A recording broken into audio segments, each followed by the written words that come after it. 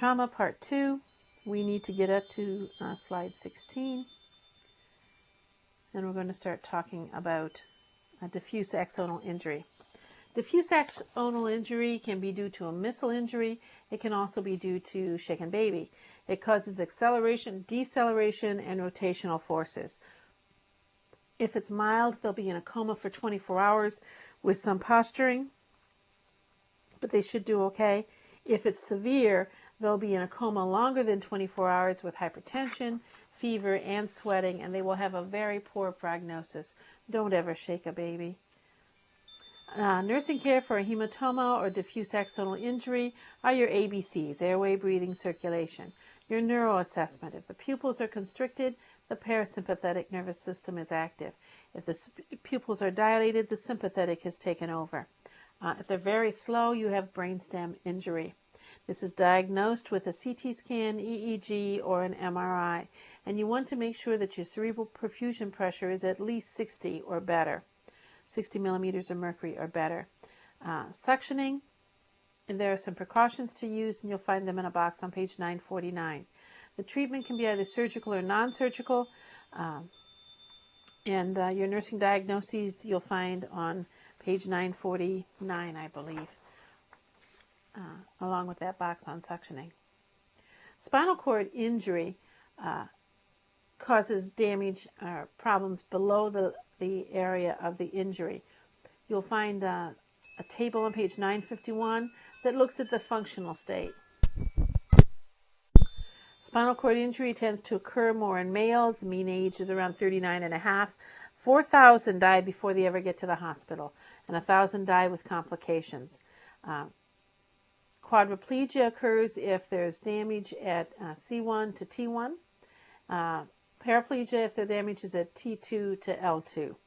There are also some incomplete spinal cord injuries that do occur. Brown Sequard syndrome, only one side is injured. You'll have loss of voluntary movement on the injured side and loss of pain, temperature, and sensation on the opposite side. Central cord syndrome, you have a problem in the upper extremities. It's due to hyperextension, flexion injury, and hematoma formation. The mechanism of injury can be, if it's hyperflexion, means it's a head-on injury. If it's hyperextension, it's like whiplash. Rotation is a combination of those, each of those, the hyperflexion and hyperextension. Axial loading is when somebody falls from a height and lands on their feet, and there's a picture of this on page 982. Missile, I'm not sure about that page number, by the way. You can have a missile or penetrating injury also. Christopher Reeve was jumping a horse in a competition and ended up with a fracture between C1 and C2 and was on a ventilator his entire life. So was Joni Mitchell. She was skiing and ended up with a similar injury. And Leonard Stabb was an actor, and he was hang gliding. These people, except for Leonard Stabb, did some really interesting things. Without Christopher Reeve, the emphasis for spinal cord injury prior to his injury was just how to cope with what you have. Nobody was looking at how to make it better, how to get a return to full function. With his injury, the whole focus of the media went on spinal cord injuries, and now a whole bunch of research is being done into how to reverse the trauma, how to make things better by using stem cells or other types of treatment. Thanks to Christopher Reeve, that has happened. Joni Mitchell is an artist, and you can buy her painting just about anywhere. And anterior cord syndrome is when you have decreased function, pain sensation, and temperature below the area of the injury due to a flexion injury or herniation of the disc. But their position sense, their pressure sense, and vibration sensation are all normal. Posterior cord syndrome is when you have a decreased position sense, pressure sensation, and vibration due to cervical hyperextension. But movement, pain sensation, and temperature are all normal. The only problem is they have trouble walking because they don't really know where their feet are located. Spinal shock occurs because of all the edema at that site putting pressure on the spinal column, causing no reaction below the level of the injury. And if you change position rapidly, it can cause hypotension. It will resolve once the edema disappears. Neurogenic shock blocks your sympathetic fibers, allowing your parasympathetic fibers to take over. It occurs with injury at T6 or above, and it causes vasodilatation below the area of the injury, so the patient ends up hypotensive and bradycardic.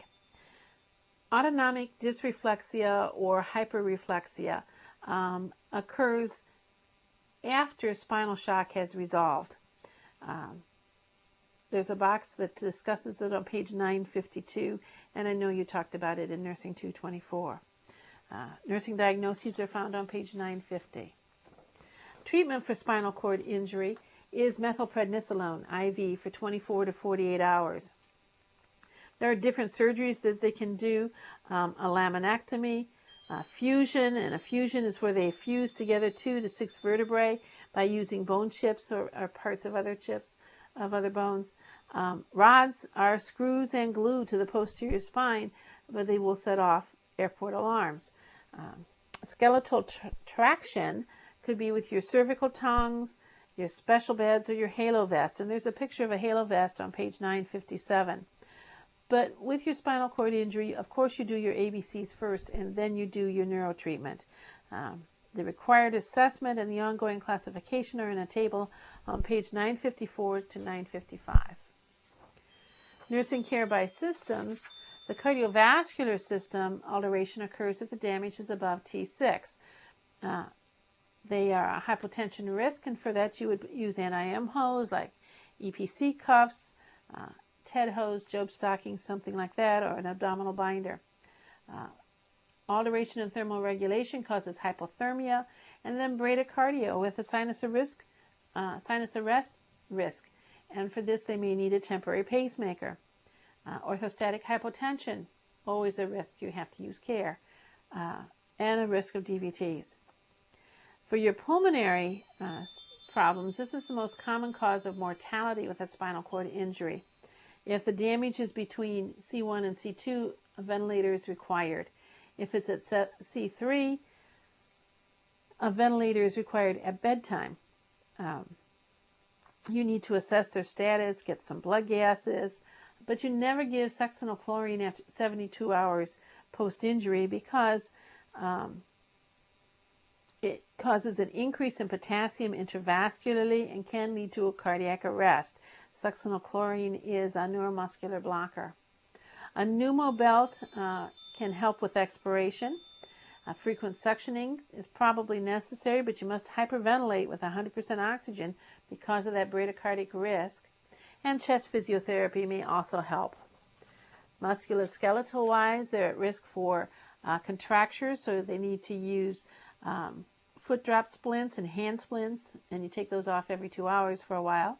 Range of motion is important. Skin breakdown, turn your patient, use good skin care. Elimination, they will need bladder and bowel training because they'll have a catheter for 3 to 4 days, and then they'll probably go to intermittent straight catheterization. They'll need to be retrained to have a bowel movement, so they'll probably be on stool softeners and laxatives. And psych-soc to get adapted to the fact that there will be a limitation of some sort and what to do about that. But I'm not sure that Christopher Reeve ever accepted it, which is one reason he kept pushing for change. Maxillofacial injuries are labeled Lefort 1, 2, or 3. And there's a picture on page 959 that shows the different types of the Lefort injury. Keep in mind, when you're dealing with a facial injury, this has a direct link to yourself. It can cause problems with your vision, your speech, your hearing, your sense of smell, your ability to chew and or swallow. These are diagnosed using a CT scan. Can cause leaks of cerebrospinal fluid, and maintaining an airway is a problem. Also, they'll develop a fluid volume deficit. Treatment is surgical plates, screws, and wires, and you need to keep a wire cutter at the bedside because if they start to throw up, they have to be able to open their mouth and allow this out, otherwise they will aspirate. Feedings will be oral gastric feedings that they will get, or tube feedings probably. Nursing diagnoses are on page 960. A flailed chest results in paradoxical chest wall movement. There's a figure of it on page 961. The pulmonary contusion may cause hypoxia and decreased ventilation over a 24-hour to 48-hour time frame. The lung itself seems bruised, and after 24 to 48 hours, it does get worse, the symptoms. They may have cough, crackles, and hemoptysis. It can lead to acute respiratory distress syndrome after atelectasis and pneumonia start first. There's a picture on page 962 for a tension pneumothorax and an open pneumothorax, and on page 963 for a hemothorax. If you have to do CPR on somebody with a flailed chest, remember you do it much more gently because the rib cage is no longer intact. So you do not have to use the pressure that you normally do with somebody who has a flailed chest. Cardiac tamponade, Beck's triad, is an increase in central venous pressure with neck vein, jugular vein distension, hypotension, and muffled heart tones. Pulseless electrical activity occurs without hypovolemia and or tension pneumothorax, suggesting cardiac tamponade. And myocardial contusion due to blunt force trauma damages mainly the right heart, and that's where the tamponade will occur. And there are figures on page 963 that can talk about this. Keep in mind, when somebody has a cardiac tamponade, the pericardial sac is what's filling with fluid, and eventually the ventricle, after it pumps the blood out, can no longer expand to let more blood in, and that's why the patient will die from this. Removal of that fluid is necessary in order for the person to survive. Depending on how fast it develops, you can have anywhere from 100 to 1,000 milliliters of fluid in that pericardial sac. Abdominal injuries are diagnosed using peritoneal lavage, and there's a figure on page 966 that will show that to you. Assessment's a priority. It's really important you listen to bowel sounds. I had a lady who was admitted during the night following a motor vehicle crash, and I assessed her, and she had bowel sounds at midnight because I was working nights. And at 1 o'clock, when I went in to recheck her, because she was a new admit and I didn't really know what was going on with her, she had no bowel sounds. And that was a change. And so I notified her physician, and he came in, and by 2:30 she was in surgery because she had intraperitoneal bleed. So your assessment is really important, and you have to trust it and know what you're doing. With abdominal injuries following a crash, you can have a multiple abdominal organ problem. And there's a box on 966 that talks about the treatment called damage control surgery, where they will go in and they basically cauterize anything that's bleeding and then leave the wound open for it to heal. The liver is very vascular. There's a table on page 967 that looks at that. And you need to look at that abdominal CT to see if it's bleeding, because if they're unstable for this, they do need surgery. Remember, the liver is a storage site for blood, and they can lose a lot of blood through the liver. A spleen injury, we used to routinely remove it. Now we remove it only if the patient is unstable, and there's a table for this on page 968. Intestinal injuries can also occur, and they can develop something called compartment syndrome of the abdomen. To do this, you need to measure intra-abdominal pressure using a bladder catheter with a special attachment to it. And it will identify when to perform surgery and have the wound heal by secondary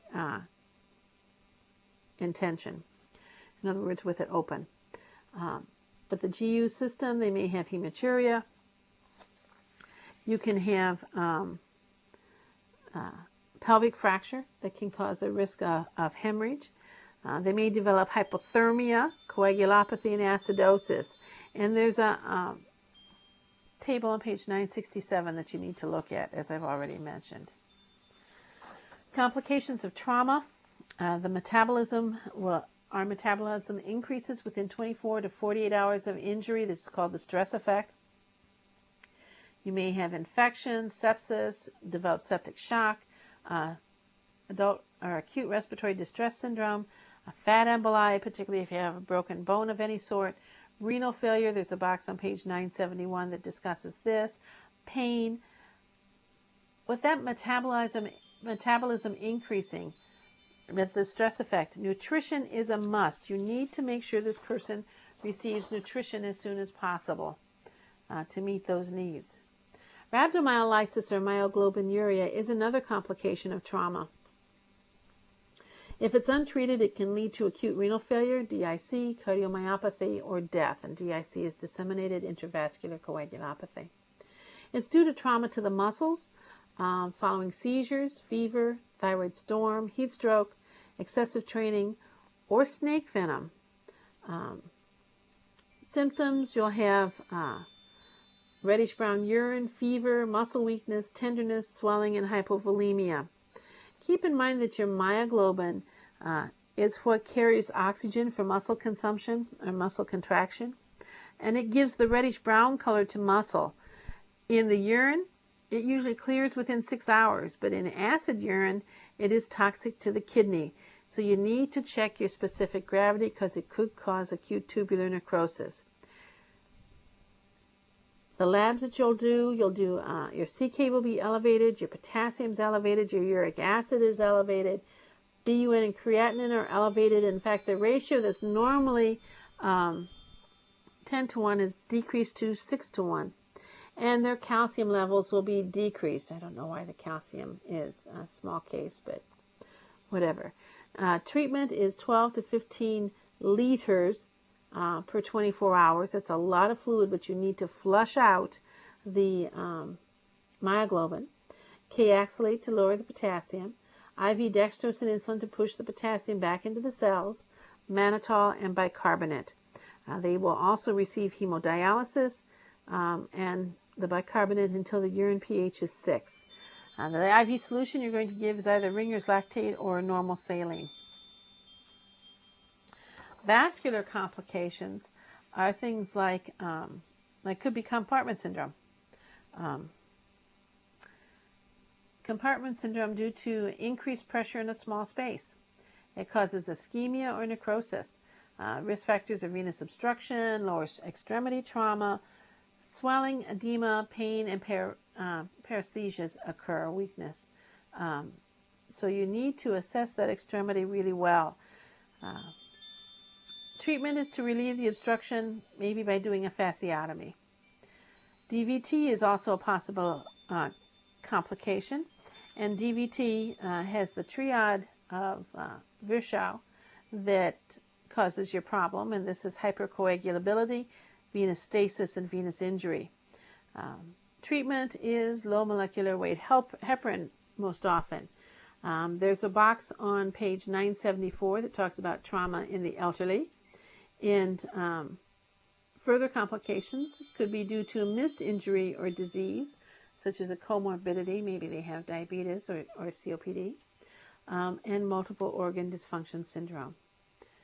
Again, remember the family. Get the family involved. Let me know if you have questions, but that finishes this.